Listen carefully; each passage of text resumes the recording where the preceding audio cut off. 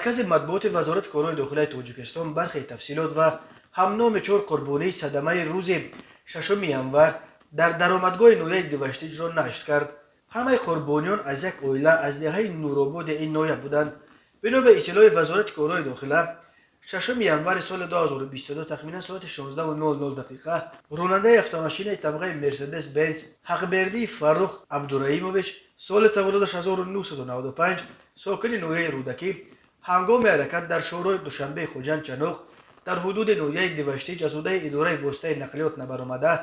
به سمت مقابل راه برآمده به автомашین طبقه اوپل زفیره تحت اداره راننده صاحب نظرف رحمت بیکنظرویچ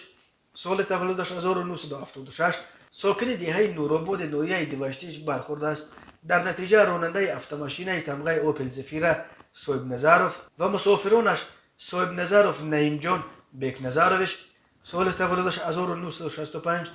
صاحب نظرف و دلبر بیکنظرونا سال تولدش 1969 و غایبه و عالمه خان تویچیونا سال تولدش 1969 ساکنان دهه نورآباد امین نویه جراحت‌های وزنین جسمانی برداشته در جای حادثه به هلاکت رسیدند. وزارت کارهای داخلی گفت تحقیق این حادثه ادامه دارد. کمیته حالتهای فوق‌العاده تاجیکستان قبلا خبر داد که نیمه دوم روز 6 ینور بر اثر به ماشین بارکش مرسدس برخوردن ماشین سبکرو اوپل زفیره در کیلومتر 254 شورای دوشنبه خوجند چنوق